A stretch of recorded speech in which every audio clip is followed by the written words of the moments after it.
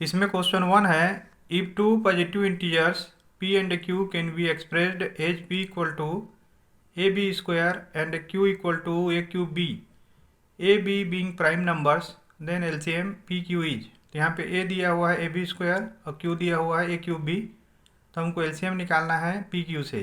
तो इसमें दो मेथड से हम लोग निकालना सीखेंगे, एक कॉमन डिवीजन मेथड और दूसरा है प्राइम फैक्टराइजेशन मेथड। तो चलिए इसको सॉल्व करते हैं। तो यहाँ पे p का फैक्टराइजेशन होगा a into B into B और q का होगा a into A into B. अब इसमें कॉमन क्या क्या है देखिए, ये दोनों है, बी है, इसको सर्कल कर लीजिए और बी को सर्कल कर लीजिए। तो इन दोनों को एलसीएम निकालते समय एक ही बार लेते हैं।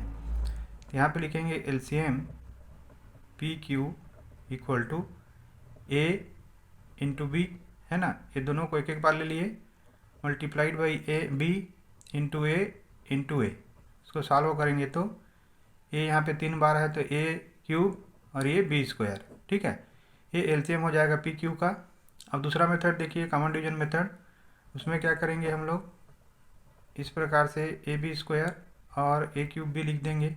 अब देखिए इन दोनों में कॉमन क्या है, ये कॉमन है तो ये कैंसिल हो जाएगा तो बी स्क्वायर होगा और यहाँ पे होगा ए स्क्वायर बी। इसके बाद देखिए इसमें कॉमन क्या है, बी है तो बी बचेगा, यहाँ पे ए स्क्वायर बचेगा। अब ये सबको मल्टीप्लाई कर देंगे तो इसमें LCM P Q equal to होगा A into B into A square, ये हो जाएगा A cube into B square, ठीक। तो इसका आंसर हो जाएगा option C, A cube B square. इसमें क्वेश्चन 2 है, what is the greatest possible speed at which a man can walk 52 kilometre and 91 kilometre in an exact number of hours. तो इसमें बोल रहा है कि एक आदमी 52 किलोमीटर को और 91 किलोमीटर को कितने ग्रेटेस्ट पॉसिबल स्पीड से वॉक कर सकता है ताकि जो नंबर ऑफ आवर्स आएँ एग्जैक्ट आएँ। तो इसमें बेसिकली एचसीएफ पूछ रहा है, हाईएस्ट कॉमन फैक्टर। तो यहाँ पे देखिए ग्रेटेस्ट और हाईएस्ट है ना, तो 52 और 91 को वह कौन सा बड़ा नंबर है जो एग्जैक्टली डिवाइड कर देगा। तो इन दोनों का एचसीएफ होगा, तो इनका एचसीएफ निकाल लेते हैं हम लोग प्राइम फैक्टराइजेशन मेथड से। अब यहाँ पे देखिए 52 को फैक्टराइज करेंगे तो 2 2 जा 4 और 2 6 जा 12, फिर 2 1 जा और 2 3 जा 6, तो हो जाएगा 52 का फैक्टराइजेशन में 2 इंटू 2 इंटू 13। उसी प्रकार से 91 को करेंगे तो 7 1 जा 7 और 7 3 जा 21, तो 13 1 जा 13, तो 91 का हो जाएगा 7 इंटू 13। अब देखिए इसका जो हाईएस्ट कॉमन फैक्टर कैसे निकालेंगे, इन दोनों में कॉमन क्या है देखिए, तो इन दोनों में 13 कॉमन है, तो HCF of 50 to 91 equal to हो जाएगा 13, ठीक है। अब इसी को अगर हम लोग कॉमन डिवीजन मेथड से निकालें तो 52 91, तो देखिए दोनों जो है ना 13 के टेबल में आता है, 13 4 जा 52 होता है और 13 से 1 जा 91 होता है। इसके बाद और कोई कॉमन फैक्टर इनमें नहीं है, तो इसके द्वारा भी हम लोग एचसीएफ निकाल सकते हैं। तो एचसीएफ 52 91 हो जाएगा 13, तो 13 आवर्स में एग्जैक्टली ये जो मेन है ना वॉक करेगा। यहाँ पे ऑप्शन सी करेक्ट हो जाएगा, 13 किलोमीटर पर आवर्स। इसमें क्वेश्चन 3 है, if 1 0 of the quadratic polynomial X square plus 3x plus K is 2, then the value of K is. इसमें बोल रहा है कि ये क्वाड्रेटिक पॉलिनोमियल है X square plus 3x plus K, किसका 1 0 2 है, तो इसमें हमको फाइंड आउट करना है कि के का वैल्यू क्या होगा। तो देखिए जो भी जीरोस होता है ना उसको अगर हम एक्स की जगह में पुट करें किसी पॉलिनोमियल में तो उसका इक्वल जो है ना 0 के बराबर आ जाता है, तो इसके द्वारा हम लोग के का वैल्यू को निकालेंगे। अब इसमें x इक्वल टू 2 रखेंगे और इसके वैल्यू को 0 कर देंगे, तो हो जाएगा 2 का स्क्वायर प्लस 3 इंटू 2 प्लस के इक्वल टू 0, तो 4 प्लस 6 प्लस के इक्वल टू 0, तो 10 प्लस के इक्वल टू 0 हो जाएगा। ये इसको ट्रांसफ़र करेंगे तो के इक्वल टू हो जाएगा -10, ठीक। तो यहाँ पे के का वैल्यू क्या मिला हम लोगों को, -10 मिला। अब यहाँ पे देखिए थर्ड में ऑप्शन बी हो जाएगा -10, इसका आंसर। क्वेश्चन 4 है, graphically the pair of equations given by. इसमें पेयर ऑफ इक्वेशंस दिया हुआ है 6x minus 3y plus 10 equal to 0, 2x minus Y plus 9 equal to 0, represents two lines which are. तो इसको हम लोगों को A1 B1 वाले फार्मूला से पुट करके देखना है कि ये कौन से लाइन्स को रिप्रेजेंट कर रहा है। तो चलिए इसको बनाते हैं। तो देखिए यहाँ पे 6x minus 3y plus 10 equal to 0 किए, इसको कंपेयर करेंगे A1x plus B1y plus C1 equal to 0 से। तो यहाँ पे A1 इक्वल टू 6 आ गया, B1 इक्वल टू -3 और C1 इक्वल टू 10 है। उसी प्रकार से 2x minus Y plus 9 equal to 0 को कंपेयर करेंगे A2x plus B2y plus C2 equal to 0 से। तो यहाँ पे A2 इक्वल टू 2 आ गया, B2 इक्वल टू -1 और C2 इक्वल टू 9। अब देखिए यहाँ पे A1 अपान A2 कितना होगा, ये होगा 6/2 इक्वल टू 2 1 जा 2 3 जा 3/1 आ गया। उसी प्रकार से B1 अपान B2 ये होगा -3 अपान -1 इक्वल टू 3/1 और C1 अपान C2 होगा 10/9।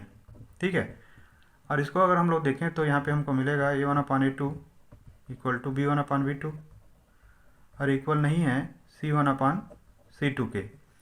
ये कौन सा कंडीशन होता है, ये होता है पैरेलल लाइन वाला। ठीक है, तो ये क्या होंगे, पैरेलल लाइंस होंगे। तो 4 का ऑप्शन भी हो जाएगा पैरेलल। क्वेश्चन 5 है, if the quadratic equation x² plus 4x plus k equal to 0 has real and equal roots then. तो इसमें क्वाड्रेटिक इक्वेशन दिया हुआ है x² plus 4x plus k equal to 0। तो उसके लिए पूछ रहा है कि रियल एंड इक्वल रूट्स होने के लिए k का वैल्यू क्या होना चाहिए। देखिए, रियल और इक्वल रूट्स होने के लिए किसी भी क्वाड्रेटिक इक्वेशन का जो डिस्क्रिमिनेंट है d, ये 0 की इक्वल होना चाहिए और d होता है b² माइनस 4ac। ठीक है, इसको अगर हम लोग कंपेयर करेंगे ax² plus bx plus c equal to 0 से, तो यहाँ पे हमको a इक्वल टू मिलेगा 1, b इक्वल टू मिलेगा 4 और c इक्वल टू मिलेगा k। अब देखिए इसमें हमको 0 पुट करना है, तो यहाँ पे b 4 है तो 4 का square minus 4 into 1 into k equal to 0 हो जाएगा। तो 4 4 जा 16 माइनस 4k इक्वल टू 0। अब यहाँ पे देखिए 4k इक्वल टू क्या होगा, ये होगा 16, so that k equal to होगा 16/4। तो 4 1 जा 4 और 4 4 जा 16। ठीक है, तो यहाँ पे k इक्वल टू 4 पे ये जो डिस्क्रिमिनेंट है उसका वैल्यू क्या होगा, d का वैल्यू 0 होगा।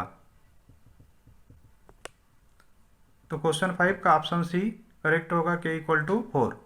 इसमें क्वेश्चन 6 है, the perimeter of a triangle with vertices 0 4 0 0 and 3 0 is. कि एक ट्राइंगल है जिसके वर्टिसेस हैं 0 4 0 0 3 0, तो इसका पेरीमीटर हमको फाइंड आउट करना है। तो देखिए मैंने उस ट्राइंगल को यहाँ पे ड्रा कर लिया है, ट्राइंगल ABC नाम दे दिया है समझने के लिए।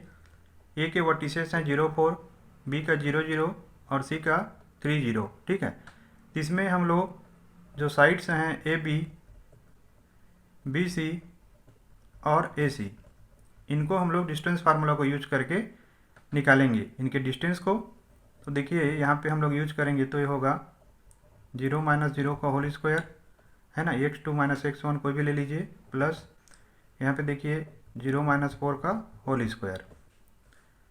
तो हो जाएगा 0 का स्क्वायर माइनस 4 का स्क्वायर 16 होता है, तो √16 इक्वल टू 4।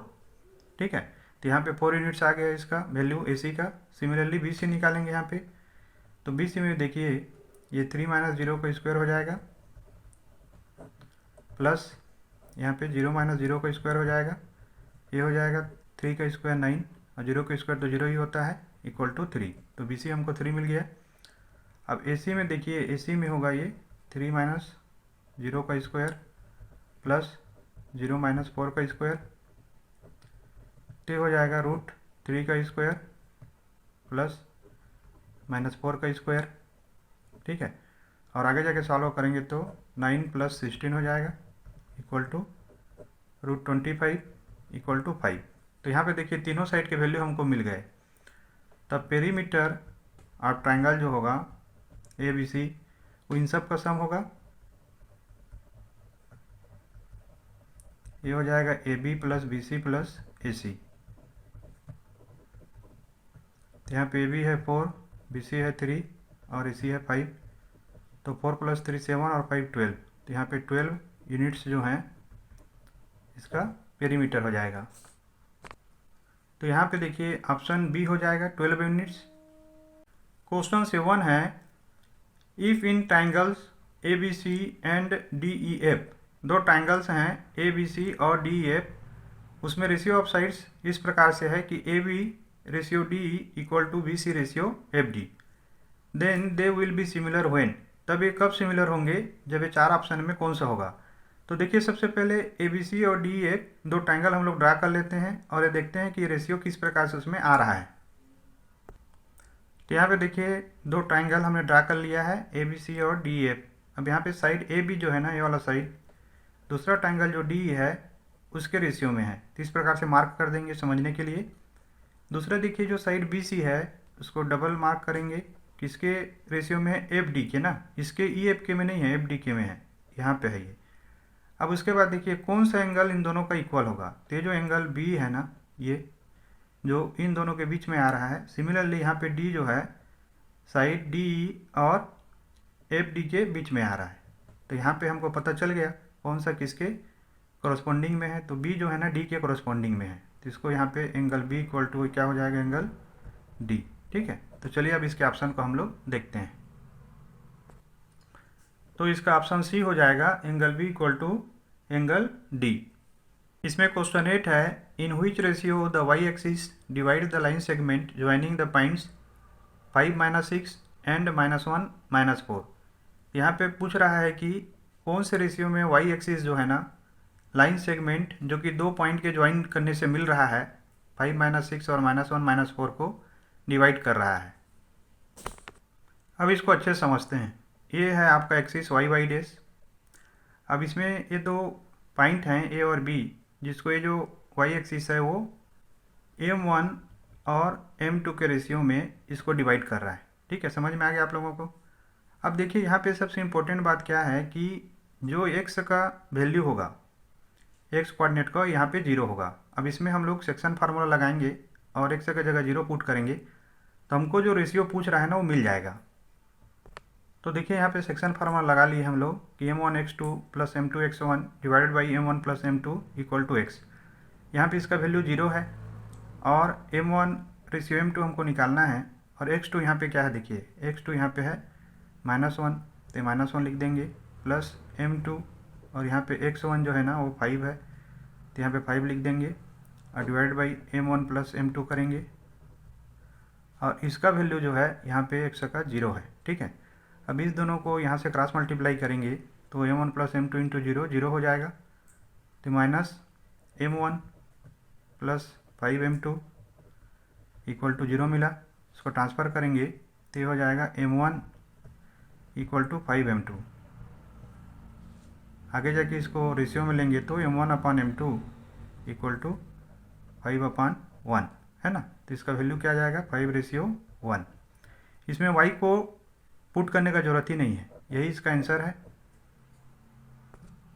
तो देखिए इसका ऑप्शन बी जो है ना 5:1 इसमें करेक्ट हो जाएगा। क्वेश्चन 9 है, in the figure E P and P B are tangents to the circle with centre O such that angle A P B equal to 50 degree, then angle O A B is equal to. तो यहाँ पे देखिए एक circle है जिसका centre O है, उसमें P A और पी बी जो है ना टेंजेंट्स हैं, और यहाँ पे दिया हुआ है कि एंगल ए पी बी जो है 50 डिग्री है, तो हमको यहाँ पे फाइंड आउट करना है एंगल ओ ए बी का जो वैल्यू है वो कितना होगा। तो देखिए इसमें एक प्रॉपर्टी को यूज करेंगे कि ये जो रेडियस ओ ए है ना, वो ये जो परपेंडिकुलर होता है किसके ऊपर, इस टेंजेंट पी ए के ऊपर, माने यहाँ पे रेडियस ओ ए और ओ बी परपेंडिकुलर होंगे जो टेंजेंट्स है पी ए और पी बी के ऊपर, मतलब ये जो टोटल वैल्यू होगा एंगल ओ ए पी का वो 90 डिग्री होगा। Similarly angle O B P का भी वैल्यू जो है ना 90 डिग्री होगा। तो देखिए यहाँ पे गिवन में क्या है, ओ ए जो है ना ये रेडियस परपेंडिकुलर है टेंजेंट पी ए के ऊपर, और ओ बी परपेंडिकुलर है पी बी के ऊपर, और यहाँ पे ए पी बी 50 डिग्री दिया हुआ है। यहाँ पे हम लोग मान रहे हैं कि ये जो एंगल पूछा हुआ है ओ ए बी जो कि इक्वल है ओ बी ए के इक्वल टू एक्स है। इक्वल क्यों है, क्योंकि ओ ए और ओ बी जो है ना ये रेडियस हैं, और दोनों के दोनों रेडियस इक्वल होते हैं, इसीलिए आइसोसेलेस ट्रायंगल है, और आइसोसेलेस ट्रायंगल में ये जो अपोजिट एंगल हैं इक्वल होते हैं। अब यहाँ पे देखिए इस ट्रायंगल में एक्स का वैल्यू निकालने के लिए हमको एंगल ए ओ बी को फाइंड आउट करना पड़ेगा। उसके लिए हम यूज कर रहे हैं quadrilateral O A P B में एंगल सम प्रॉपर्टी को। यहाँ पे देखिए मैंने लिख दिया है कि angle A P B plus angle O A P plus angle O B P plus angle A O B equal to 360 degree, क्योंकि क्वाड्रिलेटरल का एंगल सम प्रॉपर्टी में टोटल सम ऑफ एंगल्स होता है 360 डिग्री। और इसमें value put कर देंगे तो 50 degree plus O A P 90 degree है, टेंजेंट है, रेडियस परपेंडिकुलर होता है, प्लस ओ पी बी भी 90 डिग्री होगा, plus angle A O B. इसको सॉल्व करेंगे तो हमको एंगल ए ओ बी मिलेगा, angle A O B equal to 360 minus 90 plus 90 180, 180 plus 50 230। तो इसको माइनस करेंगे तो हमको यहाँ पे मिलेगा 130 डिग्री। ठीक है, तो ये जो वैल्यू हमको मिल गया यहाँ पे, ये मिला 130 डिग्री।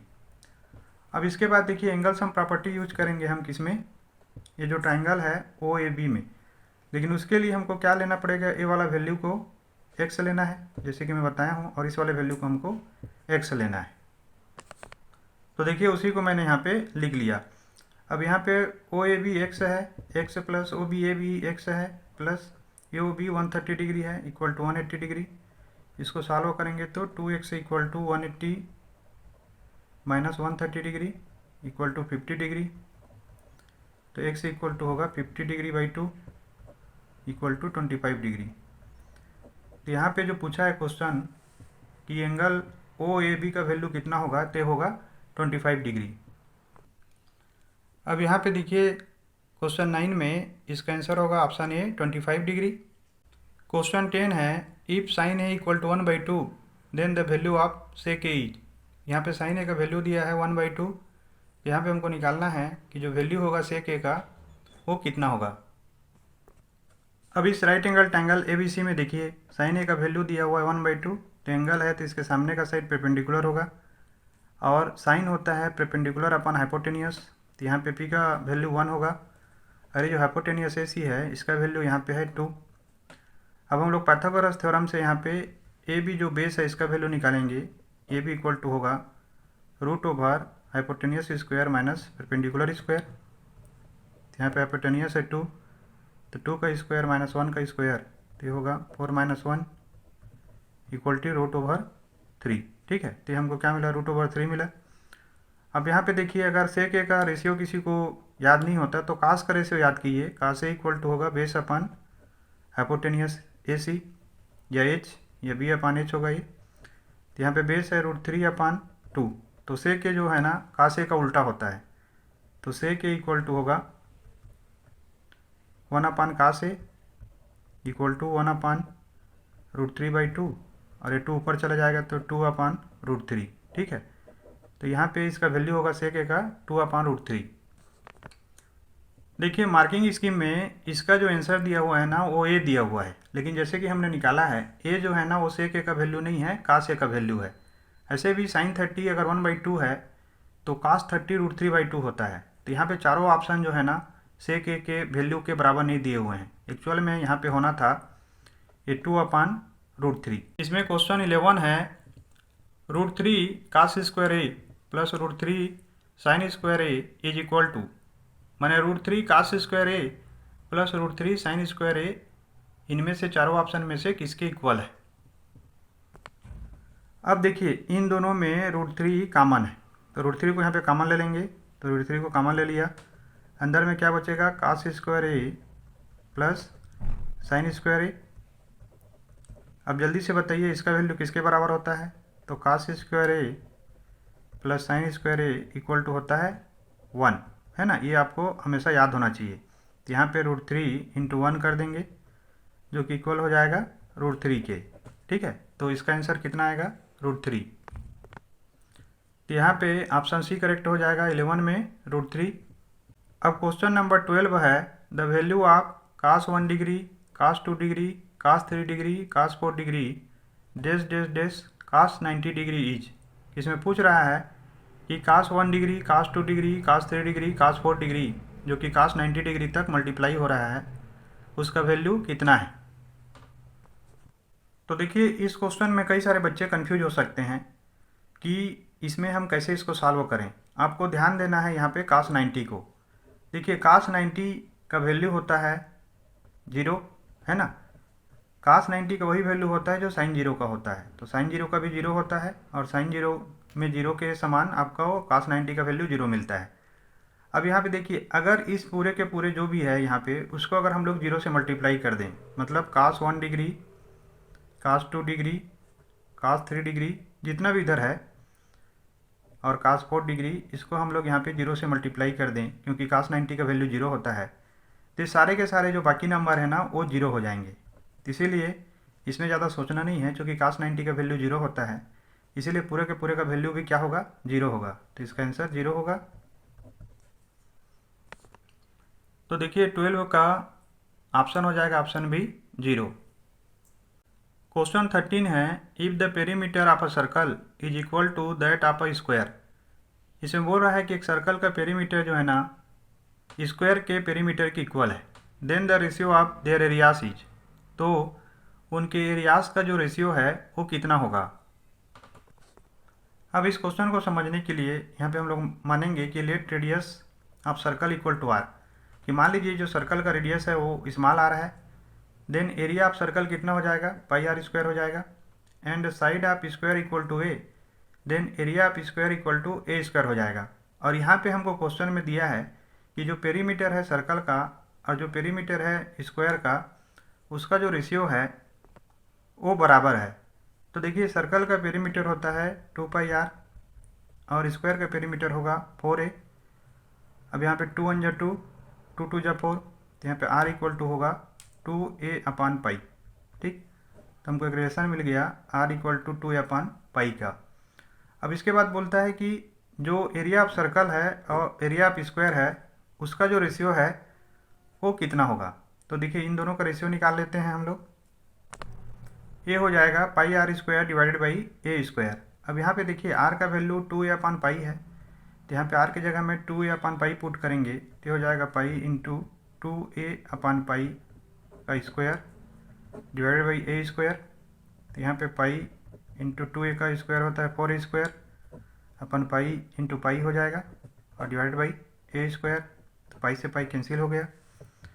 आगे जाके सॉल्व करेंगे तो ये होगा 4a square divide by pi A square से स्क्वायर कैंसिल हो गया, यहाँ पे हमको मिलेगा 4 रेशियो पाई।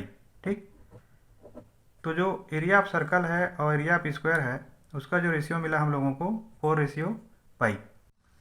4 रेशियो पाई को अगर हम यहाँ पे पाई का वैल्यू 22/7 रखें तो ये रियल नंबर के रेशियो में कन्वर्ट हो जाएगा। तो 4 डिवाइडेड बाई 22/7, 7 ऊपर चला जाएगा तो 4 इंटू 7 डिवाइडेड बाई 22, 2 2 जा 4, 2 1 जा 2 1 जा, तो यहाँ पे 7 2 जा 14। ठीक है, तो 7 2 जा 14 रेशियो 11 आ जाएगा। तो इसका आंसर क्या होगा 14 रेशियो 11। तो देखिए यहाँ पे इसका ऑप्शन बी करेक्ट हो जाएगा 14 रेशियो 11। इसमें क्वेश्चन 14 दिया हुआ है, if the radii of 2 circles are in the ratio of 4:3, कि 2 सर्कल के जो रेडियाई हैं उनका रेशियो है 4:3, then their areas are in the ratio of, तो उनके जो एरियाज होंगे वो कौन से रेशियो में होंगे। तो देखिए इसको हमने यहाँ पे मान लिया कि let radii of circles are R1 and R2, कि मान लीजिए जो रेडियाई हैं सर्कल्स के वो R1 R2 हैं और यहाँ पे गिवन है R1 ratio R2 equal to 4:3। अब ये पूछ रहा है हम लोगों को कि पाई R1 square divided by pi R2 square कितना होगा, मतलब दोनों सर्कल के जो एरियाज हैं उनका जो रेशियो है वो कितना होगा। तो यहाँ पे देखिए पाई से पाई कट गया, यहाँ पे मिला हम लोगों को R1 square upon R2 square, ये है R1 अपान R2 का होल स्क्वायर, यहाँ पे R1 है R1 अपान R2 है 4/3, इसका होल स्क्वायर हो जाएगा, तो हो जाएगा 4 का स्क्वायर 16 और 3 का स्क्वायर 9, तो इसका आंसर होगा 16 रेशियो 9। तो 14 का जो है ना ऑप्शन सी करेक्ट होगा 16 रेशियो 9। क्वेश्चन 15 है, the total surface area of a solid hemisphere of radius 7 centimetre is. इसमें पूछ रहा है कि टोटल सरफेस एरिया एक सॉलिड हेमिस्फीयर का जिसका रेडियस जो है ना 7 सेंटीमीटर है वो कितना है। अब यहाँ पे देखिए मान लीजिए एक स्फीयर है, इसका टोटल सरफेस एरिया होता है 4 पाई आर स्क्वायर, लेकिन जब इसको हम लोग हेमिस्फीयर में बदलते हैं तो ये 2πr² होना चाहिए, लेकिन ये वाला सरफेस जो है ना और एड हो जाता है, तो total surface area of hemisphere होता है 3πr²। ठीक, अब यहाँ पे देखिए 3 इंटू पाई इंटू आर का वैल्यू दिया हुआ है 7, तो 7 का स्क्वायर हो जाएगा, तो ये 49 इंटू 3 इंटू पाई, तो 9 3 जा 27 कैरी 2, 4 3 जा 12 और 2 14, तो 147 पाई सेंटीमीटर स्क्वायर जो है ना इसका आंसर होगा। तो 15 का जो है ना ऑप्शन डी करेक्ट होगा, 147 पाई सेंटीमीटर स्क्वायर। क्वेश्चन 16 है फॉर द फॉलोइंग डिस्ट्रीब्यूशन। इसमें जो डिस्ट्रीब्यूशन दिया हुआ है, जैसे इसमें क्लास दिया है 0 5 से 10, 10 टू 15, 15 टू 20 और 20 टू 25। फ्रीक्वेंसी दिया हुआ है रिस्पेक्टिवली 10, 15, 12, 20 और 9।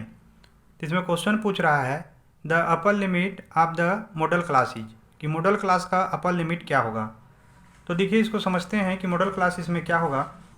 तो मॉडल क्लास यहाँ पे ध्यान दीजिएगा आप लोग कि मॉडल क्लास जो होता है ना वो उस क्लास को बोलते हैं जिसकी फ्रीक्वेंसी जो है ना हाईएस्ट होती है। तो यहाँ पे देखिए 20 जो है ना हाईएस्ट फ्रीक्वेंसी है जो डिस्ट्रीब्यूशन दिया हुआ है उसमें। तो यहाँ पे मॉडल क्लास होगा 15 और 20।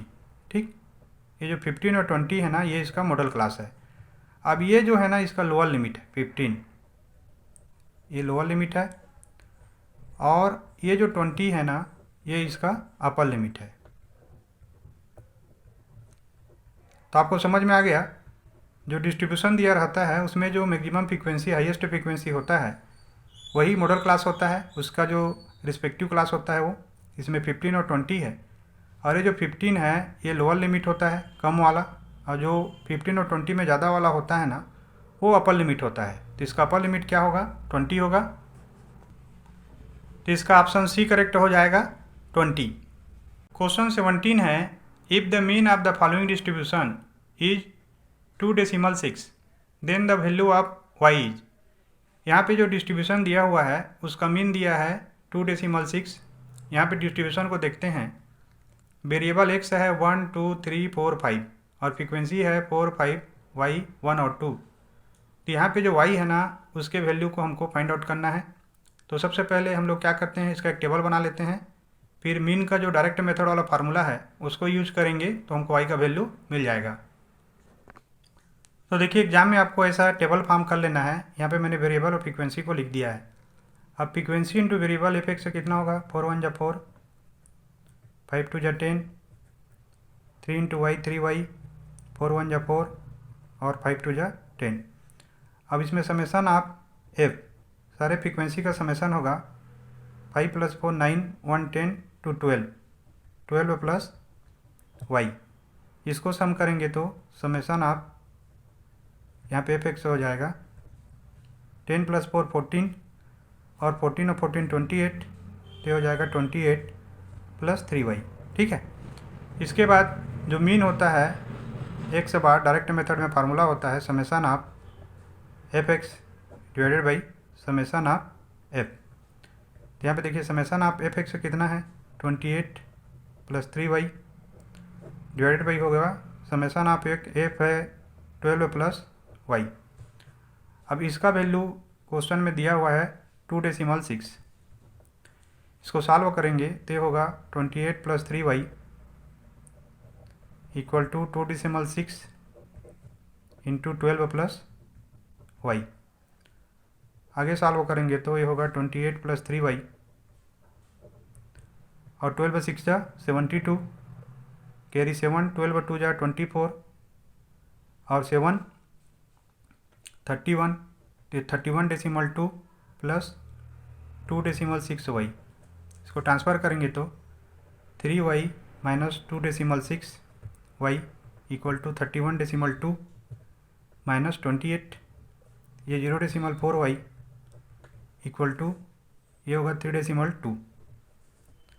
तो y equal to 3.2 divided by 0.4, 4 1 जा 4, 4 8 जा 32। तो यहाँ पे y का वैल्यू हमको क्या मिला 8। ठीक है, अब देखते हैं कौन से ऑप्शन में y का वैल्यू 8 है। तो देखिए 17 का ऑप्शन बी करेक्ट हो जाएगा, 8। क्वेश्चन नंबर 18 है, अ card is selected at random for a well shuffled deck of 52 cards, कि एक कार्ड को रेंडमली सेलेक्ट किया जा रहा है अच्छे से सफल्ड डेक में जिसमें 52 कार्ड्स हैं। क्वेश्चन है the probability of its being a red face card is, तो इसका एक रेड फेस कार्ड होने की प्रोबेबिलिटी जो है ना वो कितना होगा। तो देखिए यहाँ पे हमको मालूम है कि total cards in a deck 52 होता है। Red cards in a deck, एक डेक में रेड कार्ड्स या लाल पत्ते कितने होते हैं, 26 होते हैं। Probability of event equal to होता है number of favourable event divided by total number of event. ठीक है, तो इसमें फेवरेबल इवेंट है 26 और टोटल नंबर ऑफ इवेंट है 52, तो 26 1 जा 26, 26 2 जा 52, तो इसका आंसर आ जाएगा प्रोबेबिलिटी ऑफ इवेंट 1/2। तो देखते हैं ऑप्शन में 1/2 कहाँ है। तो देखिए यहाँ पे ऑप्शन डी 1/2 है, तो इसका आंसर ऑप्शन डी 1/2 होगा। Question number 19 and 20 assertion reason questions हैं। तो इसमें क्वेश्चन 19 है, एसर्शन है if HCF of 510 and 92 is 2, कि जो हाईएस्ट कॉमन फैक्टर है 510 और 92 का 2 है, ऐसा दे रहा है इसमें। Then the LCM of 510 and 92 is 32,460, तो एलसीएम होगा 510 और 92 का 32,460। तो सबसे पहले चलिए एसर्शन को हम लोग वेरीफाई करते हैं, क्या 510 और 92 का एचसीएफ 2 है और एलसीएम जो है 510 और 92 का 32,460 है। तो देखिए यहाँ पे मैंने इनका प्राइम फैक्टराइजेशन किया है। 92 तो 2 4 जा 2 6 जा 2 2 जा 2 3 जा, तो यहाँ पे 92 का फैक्टराइजेशन होगा 2 × 2 × 23।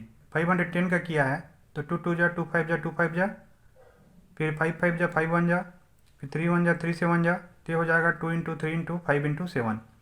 तो इनका जो एचसीएफ होगा वो एचसीएफ 92 510, इन दोनों में जो हाईएस्ट कॉमन है वो 2 है, तो 2 इसका एचसीएफ होगा। और इनका जो एलसीएम होगा एलसीएम 92 510, ये हो जाएगा 2 × 2 × 3 × 5 × 17 × 23, और इन सबको मल्टीप्लाई करेंगे तो हमको मिलेगा। तो देखिए 2 2 जा 4, 4 3 जा 12 और 12 5 जा 60 × 17 × 23। अब यहाँ पे 0 हो जाएगा, 7 6 जा 42 कैरी 4, 6 1 जा 6 4 10, 1020 × 23 हो जाएगा। इसको मल्टीप्लाई करेंगे तो 23 0 जा 0, 23 2 जा 46 और 23 1 जा 23। तो देखिए इनका एलसीएम जो है ना 23,460 आ रहा है। लेकिन क्वेश्चन में ना इसी को घुमाया है। देखिए क्वेश्चन में क्या दिया हुआ है यहाँ पे 32,460, जबकि यहाँ पे हमने निकाला है तो कितना आ रहा है 23,460। तो ये असर्शन इसका रॉन्ग हो गया, फॉल्स हो गया। उसके बाद रीजन बोलता है, देखिए as HCF A B into LCM A B equal to A into B, कि किसी भी दो नंबर का एचसीएफ और एलसीएम का जो प्रोडक्ट है ना उन दोनों नंबर के प्रोडक्ट के इक्वल होता है। रीजन बिल्कुल ट्रू है, लेकिन असर्शन जो है ना वो फॉल्स है। तो इसका ऑप्शन डी करेक्ट हो जाएगा। Assertion A is false but reason R is true. इसमें क्वेश्चन 20 है, असर्शन ए है the ratio in which the line segment joining 2 -3 and 5 6 internally divided by X axis is 1:2। तो जिस रेशियो में line segment जो कि दो पॉइंट है यहाँ पे 2 -3 और 5 6 को ज्वाइन करता है, उसको जो है ना एक्स एक्सिस इंटरनली डिवाइड कर रहा है 1:2 में। माने यहाँ पे m1:m2 दिया हुआ है 1:2। तो हमको यहाँ पे फाइंड आउट करना है m1:m2 को। तो देखिए यहाँ पे हमने पॉइंट ए और बी के रूप में इसको लिखा है, तो यहाँ पे 2 -3 हो गया और 5 6 हो गया।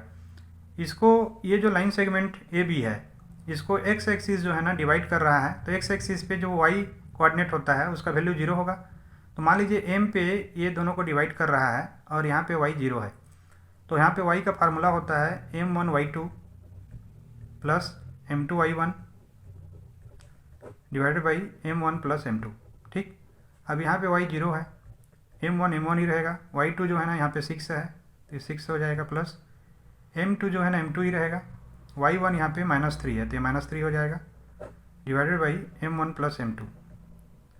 अब m1 प्लस m2 का क्रॉस मल्टीप्लिकेशन होगा तो ये 0 से मल्टीप्लाई होकर 0 हो जाएगा, तो 0 equal to 6m1 minus 3m2।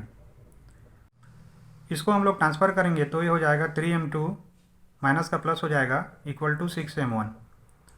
अब यहाँ पे m1 अपान m2 करेंगे इक्वल टू होगा 3 डिवाइडेड बाई 6, ठीक है ना। 6 इधर आ जाएगा, m2 उधर चला जाएगा, तो 3 1 जा 3, 3 2 जा 6। तो यहाँ पे क्या मिला हम लोगों को 1:2, ठीक है। अब क्वेश्चन में देखते हैं। अब क्वेश्चन में देखिए यहाँ पे ये दिया हुआ है 1:2, बिल्कुल असर्शन ट्रू है। रीजन बताता है as formula for the internal division is mx2 plus nx1 divided by m plus n। जो हमने m1 m2 लिया है उसको यहाँ पे m और n ले रहा है, my2 plus ny1 divided by m plus n। तो देखिए बिल्कुल रीजन भी एकदम ट्रू है और रीजन जो है ना असर्शन को करेक्टली एक्सप्लेन कर रहा है। इसीलिए इसका ऑप्शन ए होगा कि both assertion A and region R are true and region R is the correct explanation of assertion A।